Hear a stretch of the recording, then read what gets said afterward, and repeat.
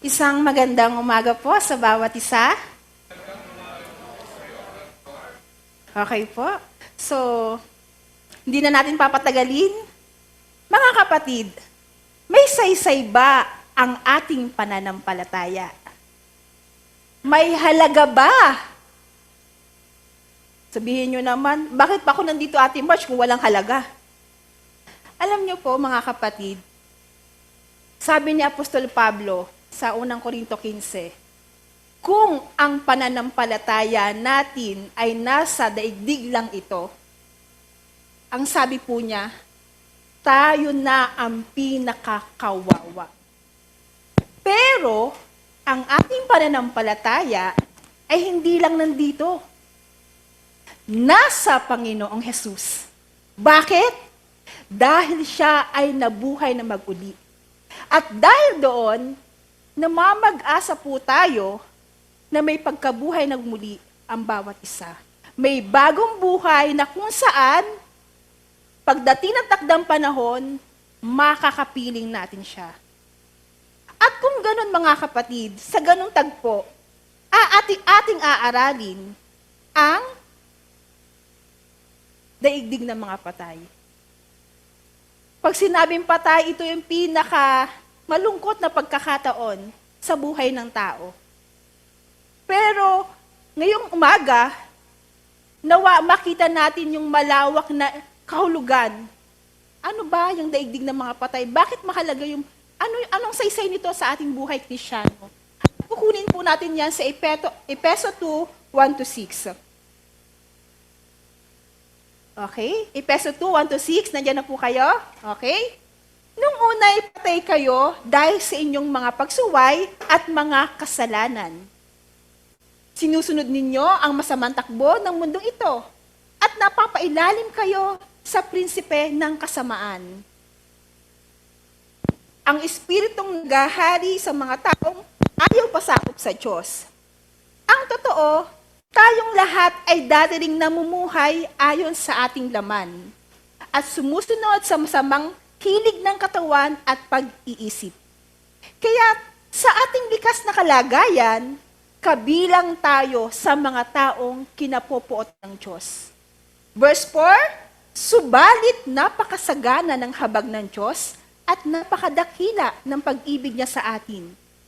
Tayo'y binuhay niyang kasama ni Kristo noong tayo'y mga patay pa at dahil sa ating pagsuway.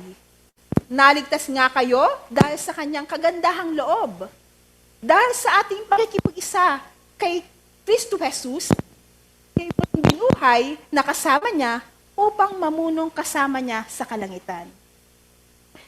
Mga kapatid, sa ating pag-aaralan sa umagang ito, naka-highlight po yung patay. Noong unay patay kayo. Kung titingnan mo, yung kausap ba dito ni Apostol Pablo ay mga patay? Pag kinausap mo, patay, para kang, hindi ko po sasabihin.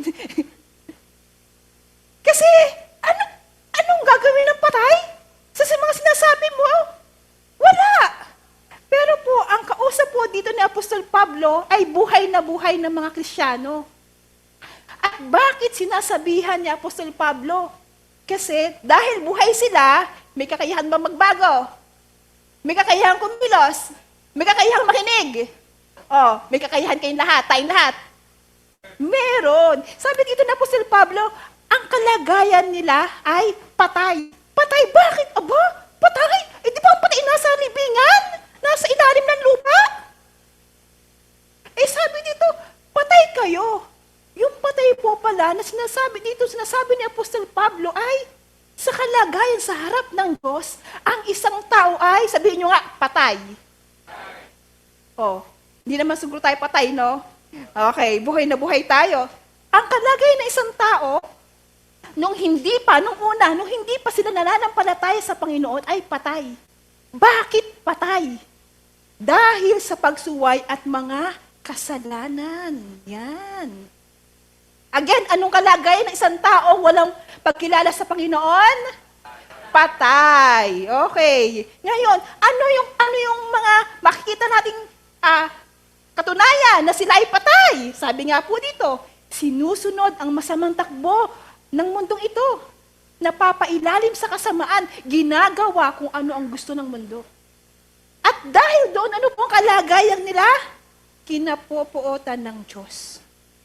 Pero, yun pong magandang balita, yung magandang balita na sa iba ay parang wala lamang, pero sa atin, ang magandang balita, talagang maganda, sabihin nyo nga, maganda. Ayan. Talagang maganda dahil binuhay tayo through our Lord Jesus Christ. Yung kaligtasan po na ginawa ng Panginoon Hesus, hindi lang para tayo ay maligtas sa apoy ng impyerno, kundi may bagong buhay tayo. At yun po yung hindi nauunawaan ng mga taong hindi kumikilala sa Diyos. Kaya kung dati, kung paano sinusulatan ni Apostol Pablo, yung mga mananampalataya, na noon patay noon patay tayo sa harap ng Diyos. Pero dahil sa kahabagan ng Panginoon, tayo ay may bagong buhay. Tayo ay pinagkalooban ng buhay. Ngayon, alamin natin pa, maigi. So, sa Biblia, pag sinabing patay, ito po ay sino mang nilikha. Sino mang nilikha, kasama po ang tao, o even mga Elohim. O ang usual na tawag natin is angels, yung mga nilikhang makalangit. So, patay, kapag sinabing patay, ibig sabihin nakahiwalay sa Diyos. Bakit nakahiwalay sa Diyos? Dahil sa kasalanan. Nandito man sa ibabaw ng mundo ito, o wala na rito. So, kapag patay po, ibig sabihin hiwalay sa Diyos. Okay? Ngayon, ito po yung ating sasagutin sa umagang ito. Saan nga ba nakalagak ang mga patay o ang mga nilikhang nawalay sa Diyos? Saan inilalagay ng Diyos? Saan nakalagay? At saan pa ilalagay? Alam niyo po, tayo bilang mga Pilipino, may nakalikahan po tayong mga pananiwala, no? Patungkol sa mga patay. And hopefully, sana po ay tayo makinig kasi sapagkat kung ano po yung sinasabi ng Biblia, yun lang po yung ituturo natin. Paglabas po doon, mahirap po kasi baka po accountable po tayo kapag hindi po natin pinakinggan, no? So, saan inilalagak yung mga patay?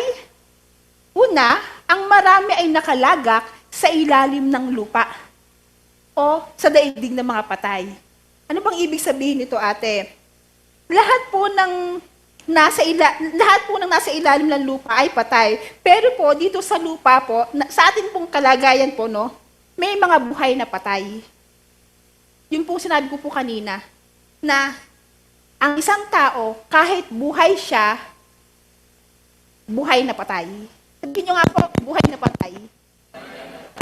So, sa ibabaw po ng lupa, merong patay, pero buhay. Ang gulo mo naman natin, Marge. Kaya nga po, kailangan nating intindihin. Kasi sa harap ng Diyos, pwedeng buhay tayo, pero patay tayo. Kaya buhay na patay. Ngayon, nakalagak po sa ilalim ng lupa ang mga patay. Kahit buhay. Nakakasunod pa kaya? O, sige, wag kayong makinig. Wala kayong makukuha ngayon. Basta alam niyo na patay. Dito nga po sa ibabaw ng lupa, may buhay, ang mga buhay, at merong patay din. And tayong mananampalataya, tayo po ay, sabi nga, kasama syempre sa patay na buhay. Kunin ko lang po, no, baka malito kayo. Ang mga mananampalataya po, pag mananampalataya, 2 beses siya namamatay. Talaga? 2 beses? O, paano nangyari yon? Una, very good. Una, dahil kay Adan, namatay tayo, pero pangalawa, kung sa pagdating ng Panginoong Hesus, kung hindi tayo abutan ng Panginoong Hesus, mamamatay tayo. Nagets niyo?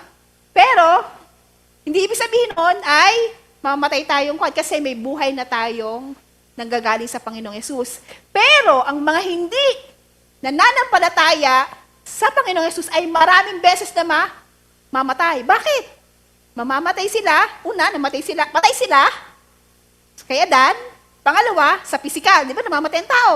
Pag hindi nabutan. Pangatlo, tandaan nyo yung 7 taon na sabi nga, may paghukom, so lahat mamamatay, and pang-apat, may pang last judgment. Ang dami po pala. Pero, ang pinakamahalaga ngayon mga kapatid, ay makita natin, tayo ba ay patay sa harap ng Diyos o may bagong buhay? Hindi po natin kailangan alamin lahat ng malalalim, pero mas maganda yon. Pero lagi natin susuriin, baka akala natin, buhay tayo, pero patay. Mas maiging namatay na tayo, pero buhay. No? Sana naintindihan niyo pa ako. So, ang ilalim ng lupa ay malimit na binabanggit sa Biblia na pinagdadalhan sa mga nilikha, tao man o Elohim, na nahiwalay ng lubusan sa Diyos. Ito po ay iba sa lupang libingan na tinutukoy ding pinagdadalhan ng katawan sa mga taong namatay sa pisikal. Ito pong ilalim ng lupa, ang lagyan natin is yung grave, no? Pero, medyo po siya. Ang ilalim po ng lupa ay siya po yung pinagdadalhan ng mga hiwalay sa Diyos. So ito po, tayo po, para tayong masok sa office, no? Pagpasok mo sa office, hindi naman lahat Kristiyano. Dito sa ibabaw ng lupa, may buhay at may patay. So sa ibabaw, para sa office, pumasok tayo, may Kristiyano at hindi Kristiyano. Nagets niyo po? So, magkakasama. At yung pangwakas po na paglalagyan ng Diyos sa lahat ng mga nilikha ay hiwa-hiwalay. Una po, yung mga nasa langit. Yung mga nasa langit na bababa rin dito sa lupa. Yun pong new heaven and new earth. Yun po yung pang walang hanggan na kasama ng mga mananampalataya na bababa po yun sa langit pero pagdating ng takdang panahon. Yung mga nasa lupa, ito pong nasa ibabaw, nasa kasama po natin. Ilalim talaga ng lupa. Or sabi nga ay Hades. Amaya, pa po natin. Sabi po sa ilalim, sa Pilipos 2:10-11, pakibasa. Verse 10, sa gayon, sa pangalan ni Jesus ay luluhod at magpupuri ang lahat ng nasa langit, nasa lupa at nasa ilalim ng lupa. At para sa ikaluluwalhati ng Diyos Ama, ang lahat ay magpapahayag na si Jesucristo ang Panginoon. Yan. So dito po, sabi nga, very ironic po. Bakit? Kasi may mga tao na ayaw kilalanin ng Panginoong Jesus. Ayaw na manampalataya na siya ay Panginoon. Pero alam niyo po ba, na pagdating ng wakas, kahit hindi nila kilalanin ng Panginoong Jesus sa ngayon, ipoproclaim pa rin nila ng lahat ng tao, nasa Hades man, nasaan man. Makikita po natin dito yung nasa langit. Gaya po na sinabi ko kanina, yung nasa langit, ito po lahat ng mga namatay na, pero kasama ng Diyos. Ito po yung mga nananampalataya sa Panginoong Jesus, nung Old Testament and even ng New Testament, na sila po ay naging matapat sa Diyos.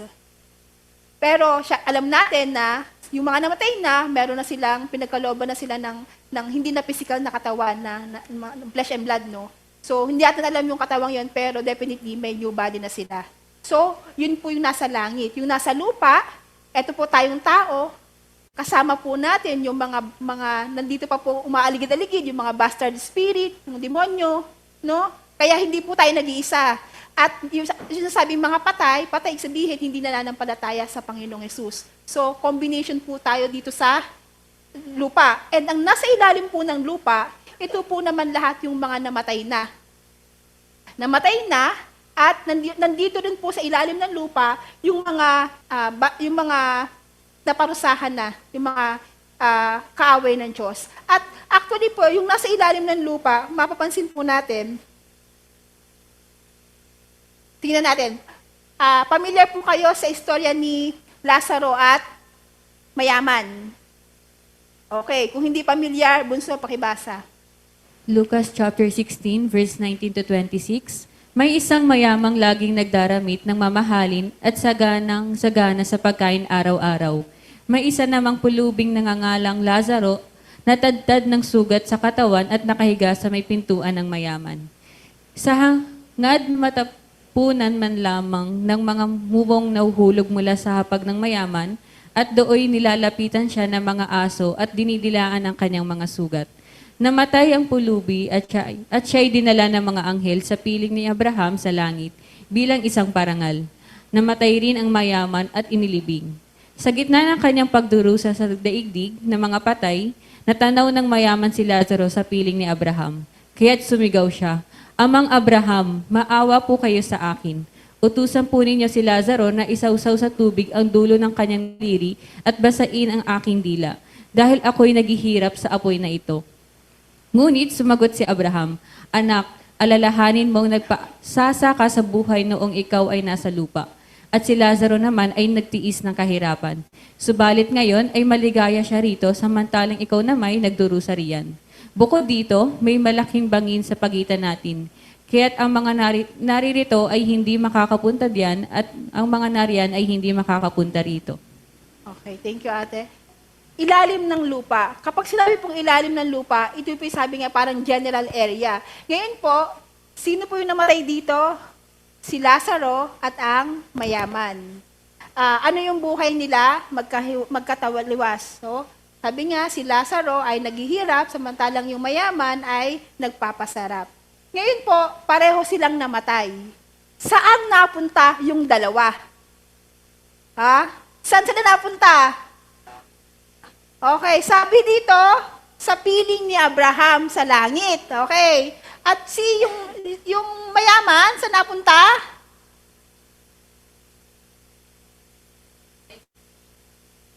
Daigdig ng mga patay. Okay. Ngayon, tingnan natin. Meron sinabing sa langit. Mamaya, papakita natin yung translation, no? Pero ang totoo po, wala pong langit. Diyan. Dinagdag lang po ng translator. Ngayon, saan napunta? Nasa ilalim po ng lupa. Kung titingnan po natin, pag sinabing nasa ilalim ng lupa, parang general area po yun. Pero, kasi imposible pong langit. Paano mangyayari nasa langit, tapos nasa ilalim ng lupa, nagkakatanawan po sila? Di ba po ang sabi, no? Natatanaw ng mayaman si Lazaro na masarap ang buhay. Samantalang si Lazaro ay masarap ang nararanasan sa piling ni Abraham. Gaya po na sinabi ko, wala pong langit, nasa ilalim ng lupa, pinaka-general area, but it doesn't mean na iisang area sila. Okay, paano sample niyan? Nasa MOA ba kayo ngayon? Pareho-pareho lang nasa ibabaw ng lupa, pero magkakaiba ng lugar. Ang difference lang nito, sabi nga dito, nasa ilalim pa rin ng lupa, pero merong bangin na magka-separate. So, yung ilalim po ng lupa, o sinasabi na usual na Hades, ito po ay may mga compartment o may mga paghihiwalay, may mga division, no? Pero pareho silang nasa ilalim ng lupa at magkaiba yung kanilang kalagayan. Bakit? Si Lazaro parang nasa aircon kasi masarap daw ang buhay niya eh, 'di ba? Samantalang si yung mayaman, anong kalagayan ng mayaman? Naghihirap. Sobrang init. Pareho na silang patay. Paano natin March? Tingnan niyo po, pareho silang nilibing, tama. Nung sila namatay, pagkalibing, si Lazaro, inescortan pa. Sabi nga dyan, yun, sa verse 21, at doon nilalapitan ng aso, dinidila ng mga sugat, namatay ang pulubi at dinala ng mga anghel. May escort si Lazaro. Ano nangyari kay Kwan, sa mayaman? Basta namatay sila parehas. Definitely, dahil mayaman ka, merong kamay sa libing, tama? Si Lazaro, sino maglilibing sa kanya? Hindi natin alam kung sino.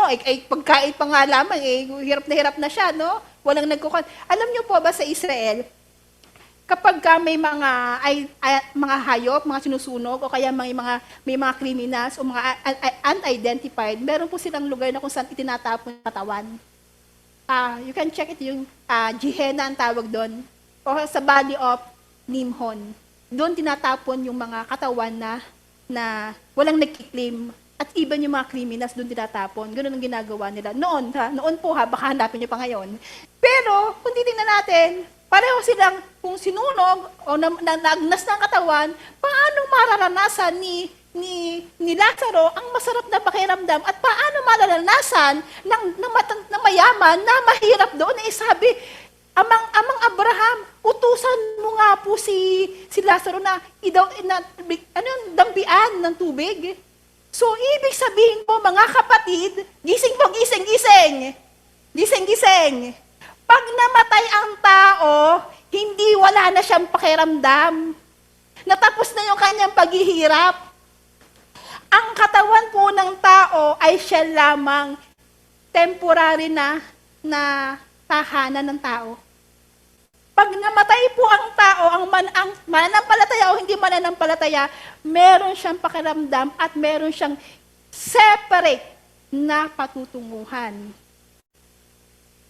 Depende po kung paano namuhay. Sabihin natin, ay siya, magpapakahirap na lang ako, Ate March. Para sa heaven ako mapunta. Tama-tama, wala kaming pagkain mamaya. Ganun po ba sinasabi na magpakahirap? Hindi po. Ang sinasabi po dito ay kung paano sumusunod at nananampalataya sa Diyos.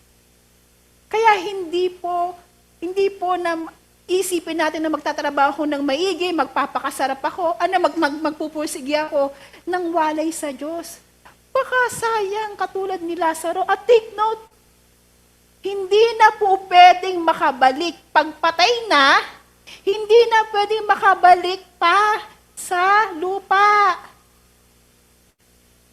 Kasi patay na. Ang sabi po ng Biblia, kapag ka namatay na, automatic judgment na. At yun po, walang magagawa. Gaya po ng ating nakalakihan, no? May mga purgatorio daw. May mga prayer na ginagawa. Ang sabi po ng Biblia, hindi po ako may sabi ha, baka sabihin niyo po, ang sabi po ng Biblia, kapag namatay na, judgment na. At wala pong magagawa ang prayer ng mga mahal mo sa buhay o even mga kaibigan. Kaya, ang panawagan po, sabi ni Apostol Pablo sa Gawa 17, noon, nagiging papagpasensya pa ang Diyos. Pinipikit pa niya ang mata niya. Pero, ngayon, sabihin nyo nga ngayon ay inuutusan sila na lumapit at magbalik loob sa Diyos. Otherwise, katulad ni matandang na mayaman na mahirap. Eh kung mga kapatid, kung mahirap na nga dito, tapos mahirap pa pagdating, gusto nyo bang mamatay? Pero mga kapatid, mamaya, makikita natin na bakit ang panawagan ay sumunod sa Diyos kahit mahirap. Alam niyo po, sa kalagayan po natin ngayon, no, ang lahat ng tao gusto masarap. Paano ko pong nasabi? At this moment, kung ikaw ay nagtatrabaho na Monday to Sunday, anong gusto mo? Pahinga. Oh. Tapos, gusto mo ng travel. Gusto mo ng bonding. Hindi naman po yun inaalis sa atin. Pero pagka sobra katulad tayo ng mayaman na nagpasasa at kinalimutan ng Diyos, baka, hindi baka, sinasabi sa Biblia, pagsisisihan natin. Bakit? Ang destinasyon ng tao ay dalawa lamang. Walay sa Diyos o kasama ng Diyos.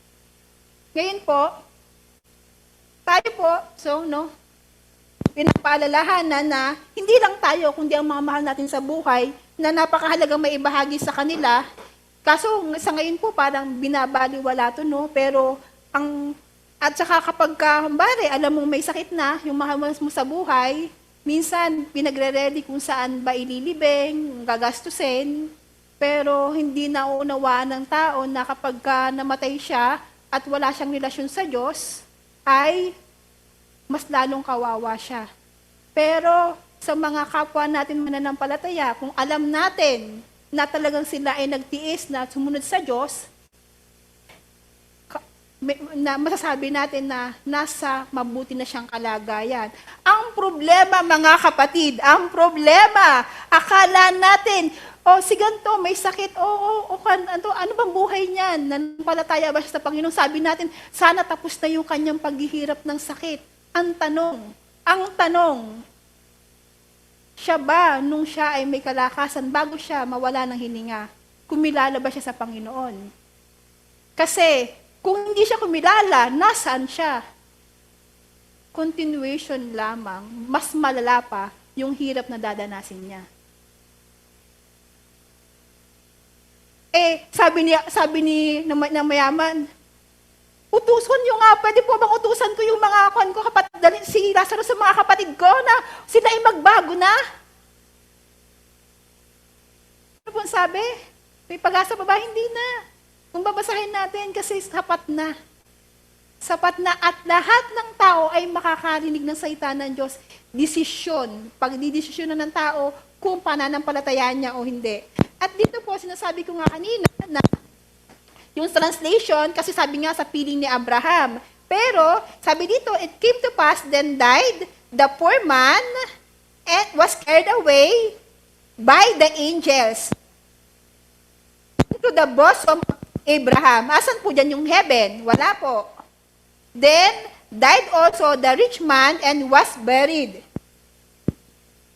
And in the Hades, yan, having lifted the eyes of him being in torment. So, he sees Abraham apart and Lazarus in the bosom of him. So, wala pong langit. At this time po, wala pang pagkabuhay ng Panginoong Jesus, hindi pa siya bumabalik.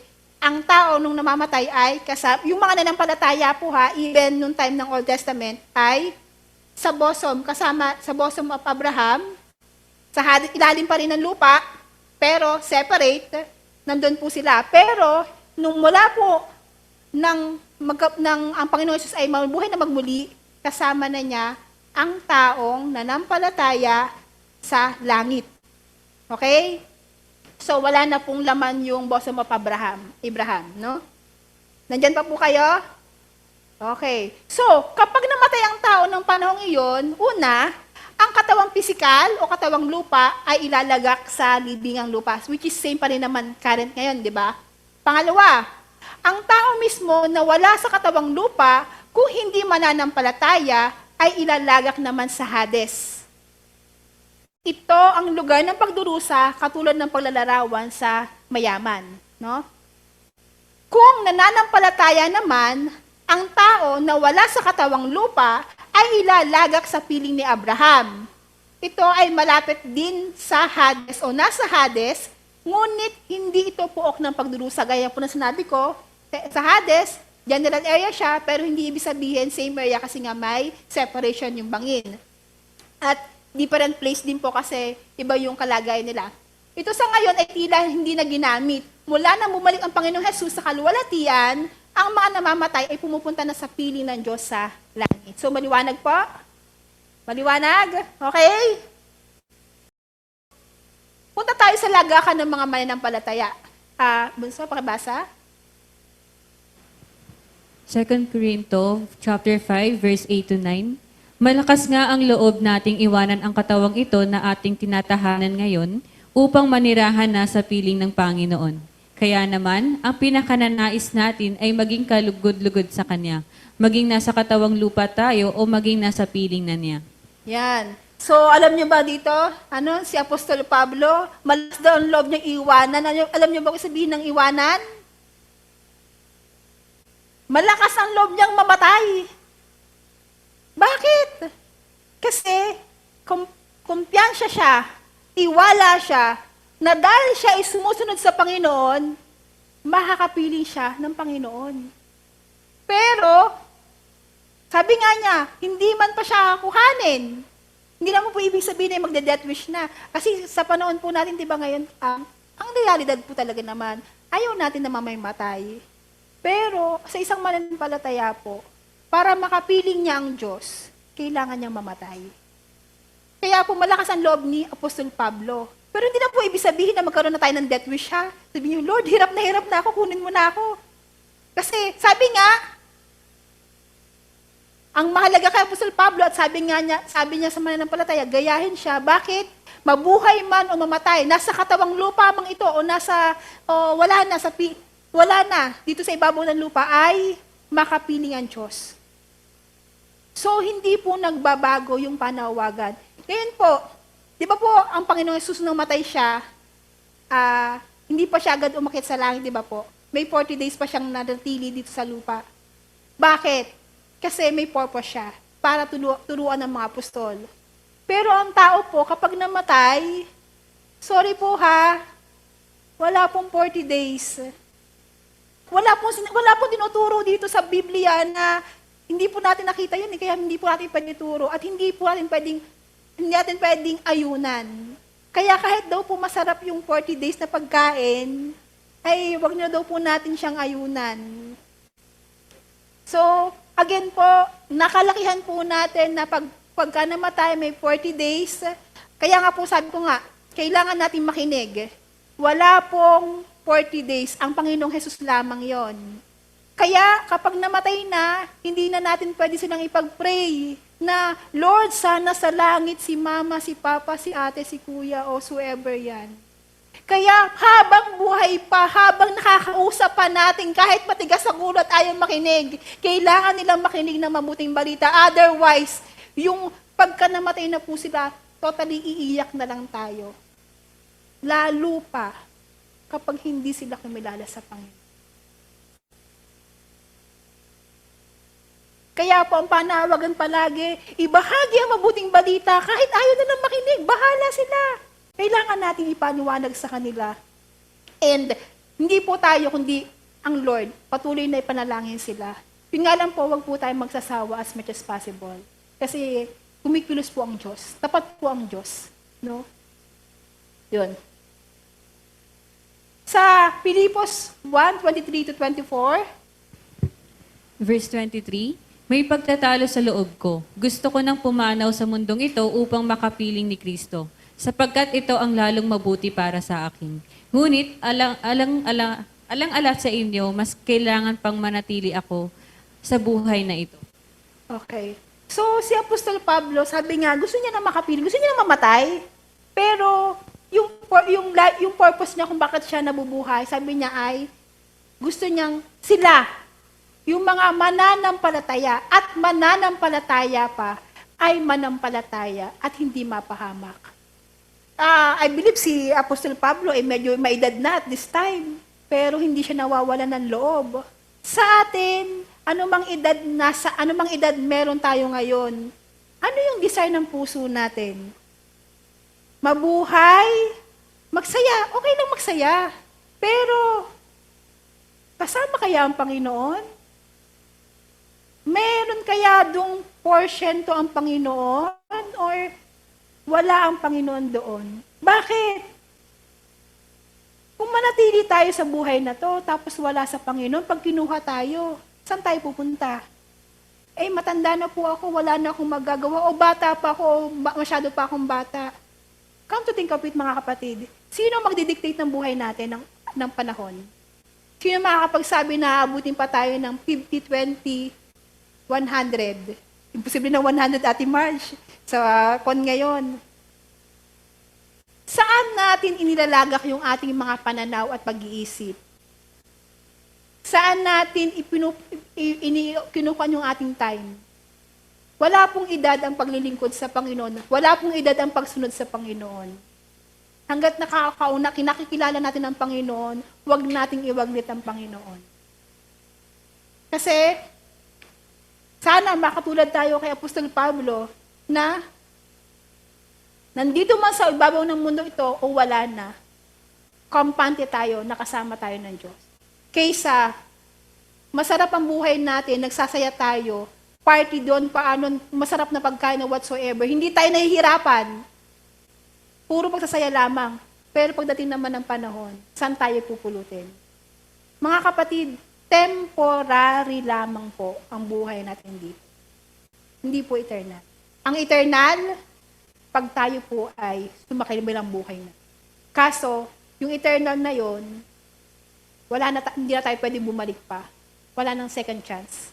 Wala nang chances. No? So, ito po yung mga kalituhan sa Hades o sa daigdig ng mga patay.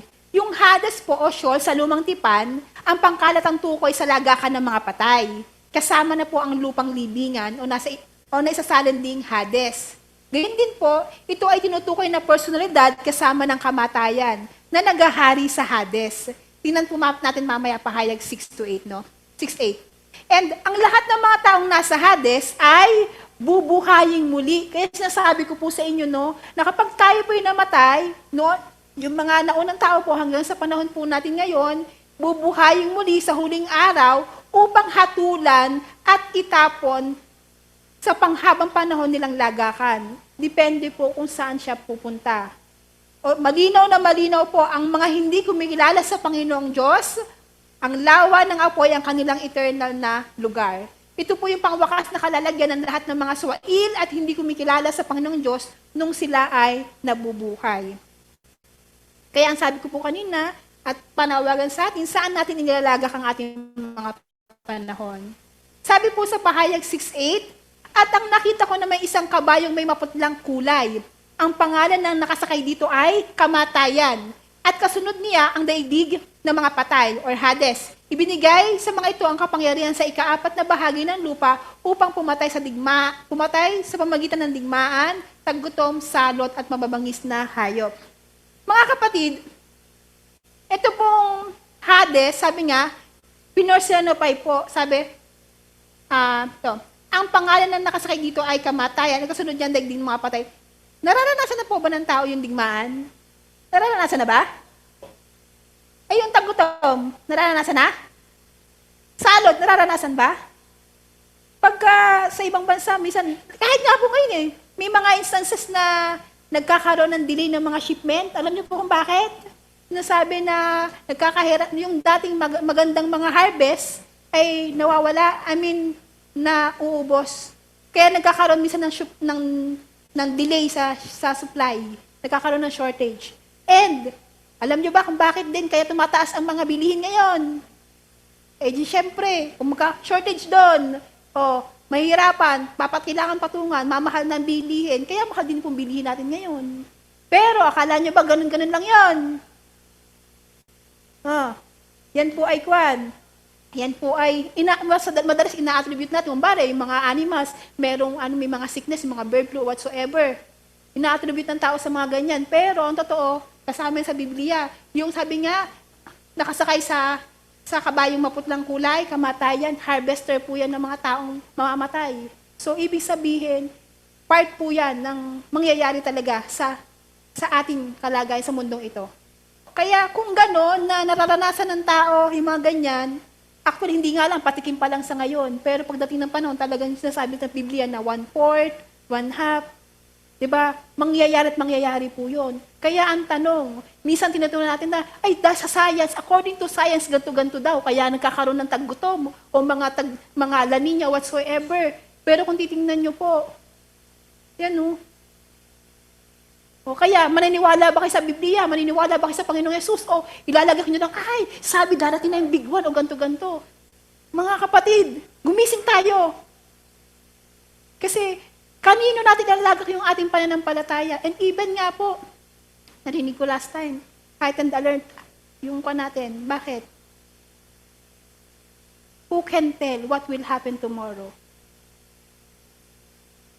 Kapag gaganon, matatakot ang tao. Tama? Aboy, saan ako pupunta? May savings ba ako? Meron ba akong tutulugan o whatsoever? Even the businessman, hindi pwede. No one can say na safe ako. Pag nagkaroon ng kaguluhan. Kasi magkakanya-kanya yan Pero ang isang Kristiyano, ano man ang mangyari, hindi siya basta-basta matatakot. Bakit? Mawala man siya dito, o nandito siya, alam niyang may Diyos siya. Kaya po tayo marami tayong pangangailangan sa bawat araw. Lagi nating unahin ng Diyos, pagkatiwalaan natin ng Diyos.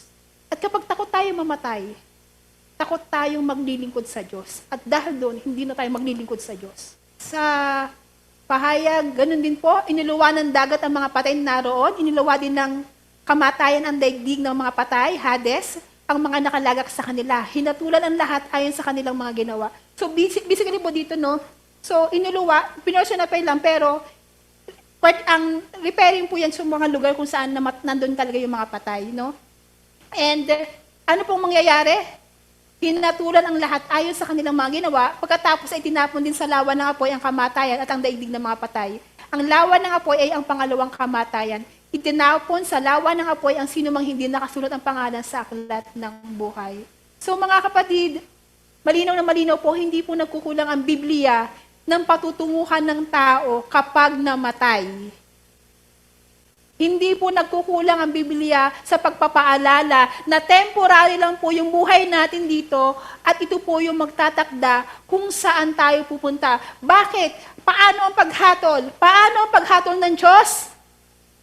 Base sa ating mga kapilian, base sa ating mga ginagawa, base sa ating mga uunahin. So, munting bagong po, ang katawan na pisikal o katawang lupa ay ilalagak sa libingang lupa. Totoo naman po yun, no? Ang tao mismo na wala sa katawang lupa, kung hindi nananampalataya, ay ilalagak naman sa Hades. Ito ang lugar ng pagdurusa, katulad ng paglalarawan nga po sa Lucas 16. And kung mananampalataya naman ang tao na wala na sa katawang lupa, ay ilalagak siya sa piling ni Abraham. Pero that is sa lumang tipan. Ngayon, ay sa piling na ng Diyos sa langit. Wala nang bumalik ang Panginoong Hesus sa kaluwalhatian. Ang mga namamatay ay pumupunta na sa piling ng Diyos sa langit. So, sa panahon po natin ngayon, kung may mamatay man, dalawa lang po ang papupuntahan. Sa langit, bagamat pareho pong ililibing po ha, pareho pong ililibing, o basta parehong nasa ilalim ng lupa. Pero, sa langit o sa ilalim ng lupa, ay nawala. Sa ilalim ng lupa. Pero, alam na po natin, no? Masarap at mainit. Alam niyo na yun. No? Next po. So, meron din po sinasabi na tartaro. Tutuloy ko na po ha kasi baka antukin kayo eh. Sayang. No? Meron po sinasabi tinatawag na tartaro sa Biblia. Sabi po sa 2 Pedro 2 verse 4, sabi po dito, hindi pinatawad ng Diyos ang mga anghel na nagkasala. Sila itinapon sa impyerno or tartaro, kung saan sila ginapos sa kadiliman upang doon hintayin ang araw ng paghukom. Sa unang Pedro din po, chapter 3, verses 18 to 20, ako na lang pong babasa, sapagkat si Kristo na walang kasalanan ay namatay ng minsan para sa inyo na mga makasalanan upang iharap kayo sa Diyos. Siya'y namatay, yan. Siya'y namatay ayon sa laman at muling binuhay ayon sa Espiritu. Sa verse 19, sa kalagayang ito, nagpunta siya at nangaral sa mga espiritong nakabilanggo. Sila ang espiritong ayaw sumunod nang sila'y matyagang hinihintay ng Diyos noong panahon ni Noe. Samantalang ginagawa nito ang malaking barko. Iilang tao, walo lamang ang nakaligtas sa baha. So, makikita po natin dito na yung tartaro, yan po ay lugar ng paghihira na kung saan inihinanda para sa mga espiritu, sa mga nilikha na hindi katulad tao na may flesh, no? Espiritu na kung saan ay naghimagsik sa Diyos. Pero makikita po natin dito na kahit ganon, katulad kung paano ang Diyos ay napakabuti, before, ang Diyos ay matyagang hinintay ng Diyos. Alam niyo po ang Diyos, napakatyaga niya eh. Kailangan po kasi natin i-evaluate mismo ang ating sarili. Kung sa tigas ng ulo natin ito, kung hindi matyaga ang Lord, nasaan na kaya tayo ngayon? Kaya nga po, lagi natin titingnan natin sarili. Kaya minsan natatanong natin, Lord, nasaan ka? Sa tigas pa rin ng ulo mo, kung di nagpapasensya ang Diyos, malamang. Di ba po, ang tao, maiksi ang pisi. Pero ang Diyos, napakahaba ng pisi niya. Ganyan din po sa mga espiritu na kung saan naging magsik. Ang Lord po ay nagbibigay ng chance, equal chance sa lahat. Pero, dahil nga ganon, nangyari po nito before yung baha, meron pong lugar para sa kanila. Yung impyerno or tartaro na sinasabi po dito, no? Ayan, para lang din meron tayong reference, no? If for God, the angels having seen that spared, but in chains of gloomy darkness, having cast down to Tartarus. So, itinatapon po, no?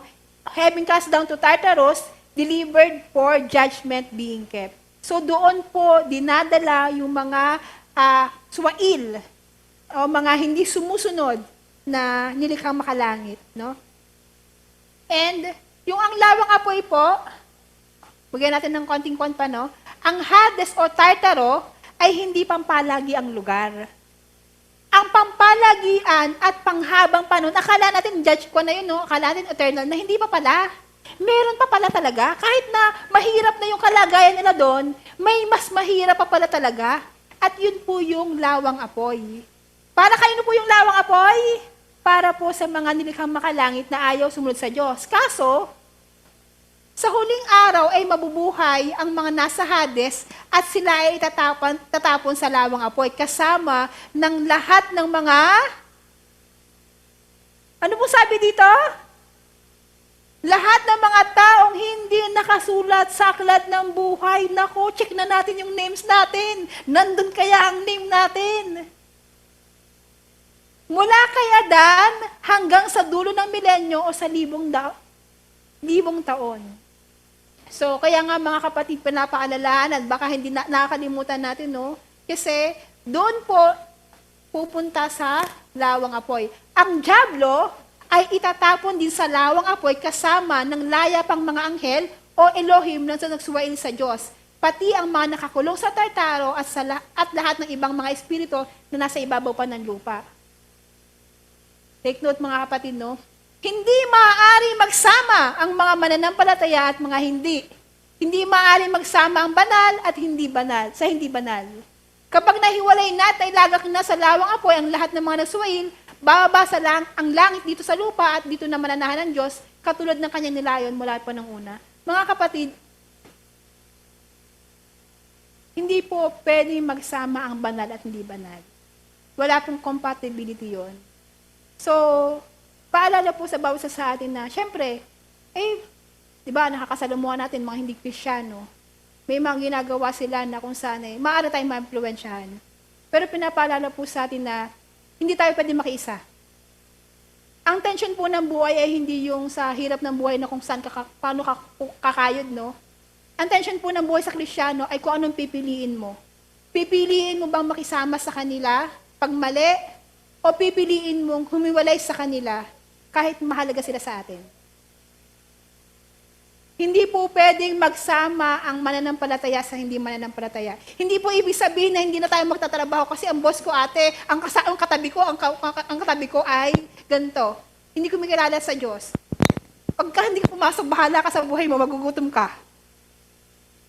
Ang ibig sabihin lang po dito is we have to be careful, even sa pinanood po natin, sa tinatangkilik po natin, even sa mga kasiyahan po natin, pipiliin pagpapahinga.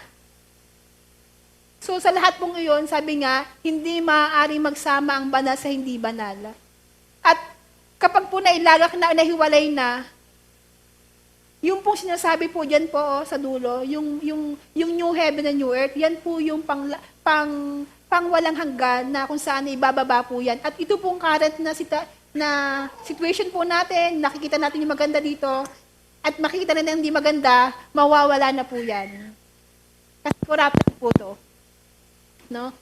So, sabi po sa Pahayag 20:13-4, gising pa kayo?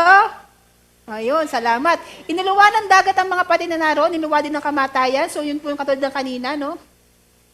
Next na po ako.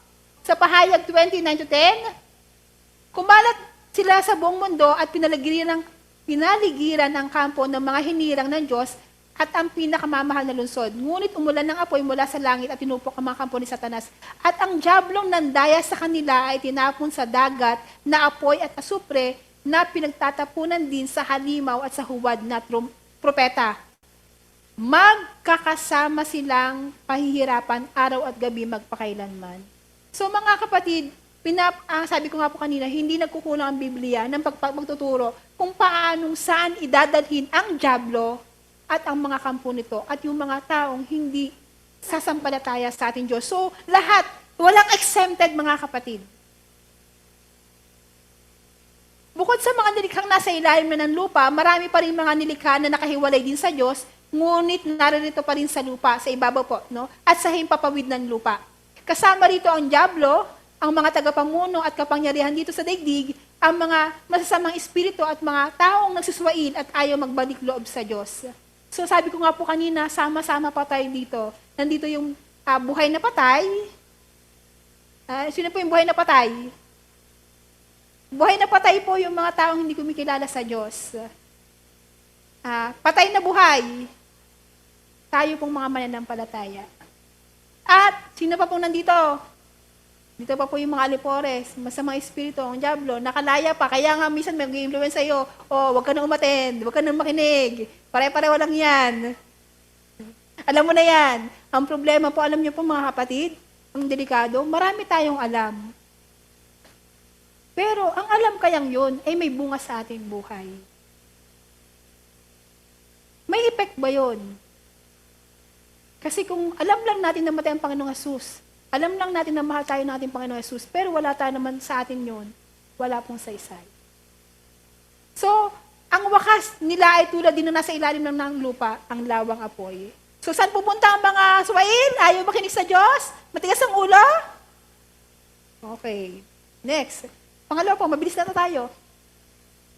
Ang mga iba ay nakalagak dito sa kalupaan, kasama ang mga niligtas na at nabigyan na ng buhay sa Panginoong Yesus. So kanina, ang marami ay sa ilalim ng lupa, ngayon naman po ay dito sa kalupaan, kasama ang mga nailigtas at nabigyan na ng buhay ng Panginoong Yesus.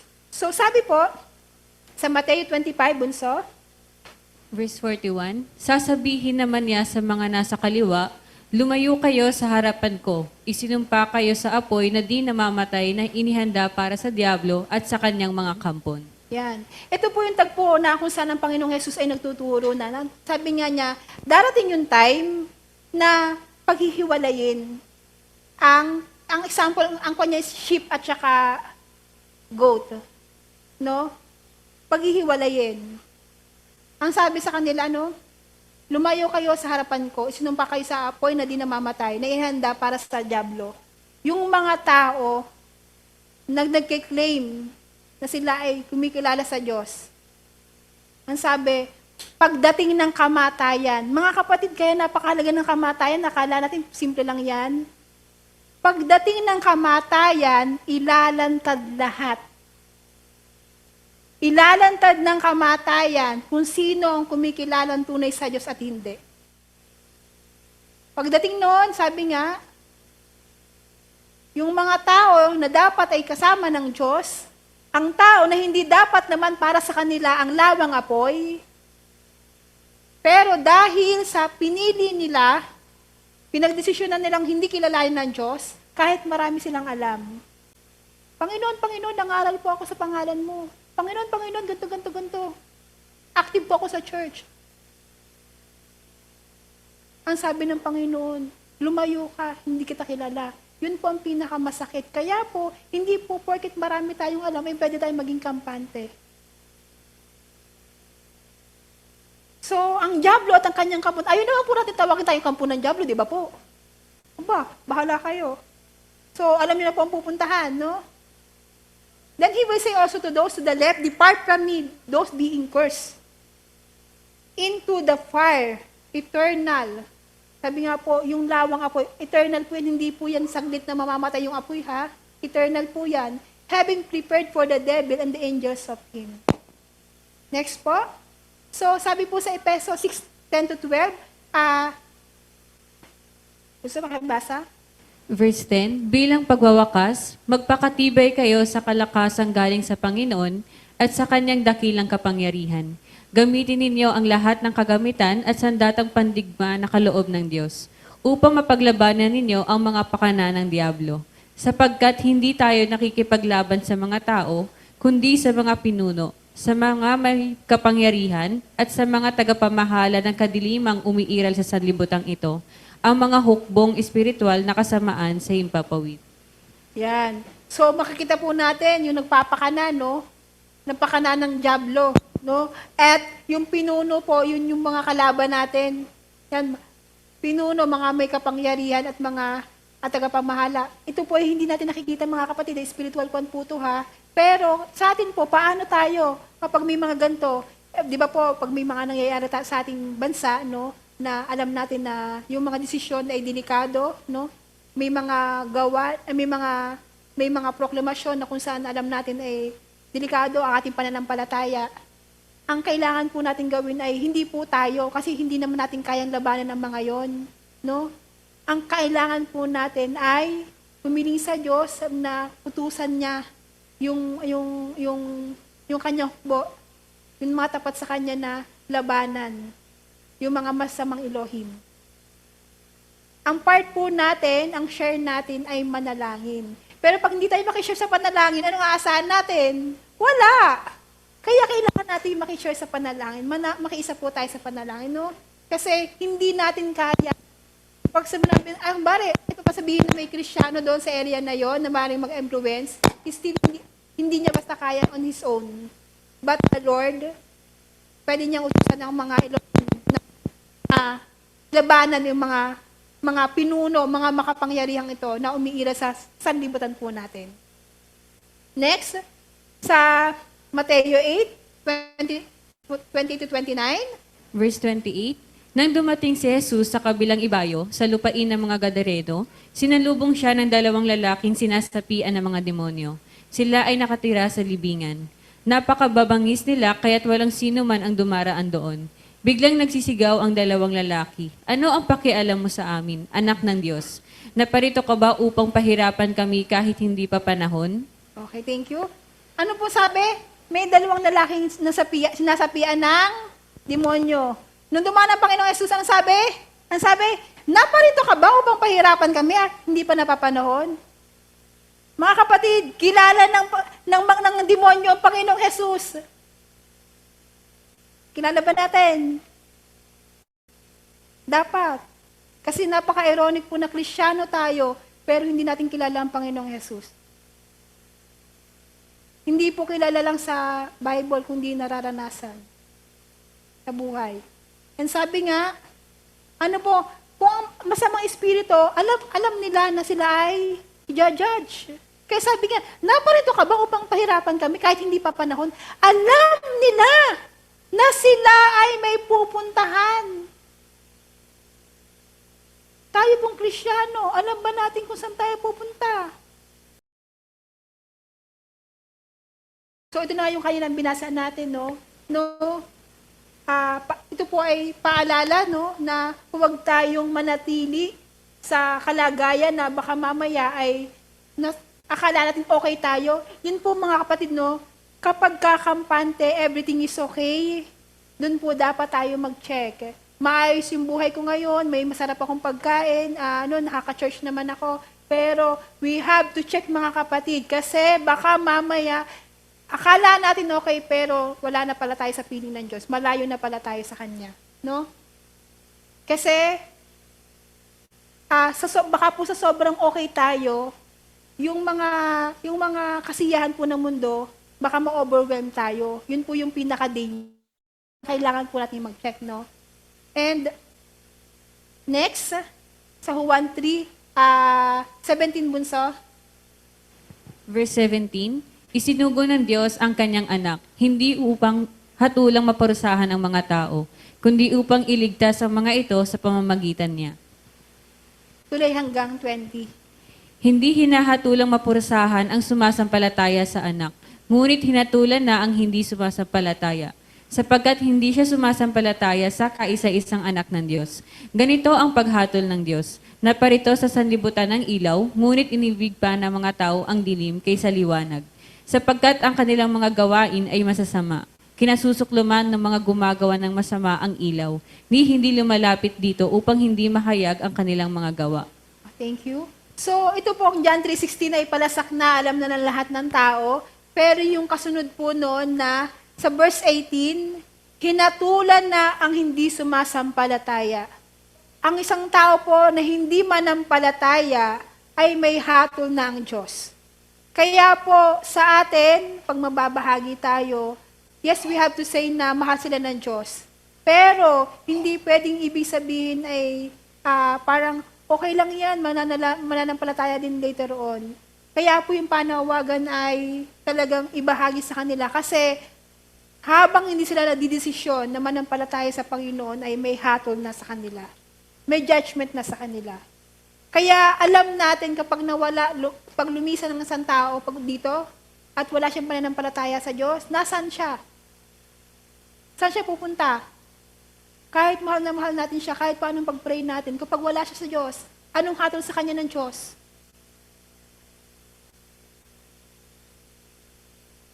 And sa atin din po mananampalataya, sabi nga, yung paglapit natin sa Kanya, lagi, no? Kasi minsan may mga instances kapag bali, nagkasala tayo sa Diyos, minsan pagka nagkakasala, anong usually ginagawa ng tao?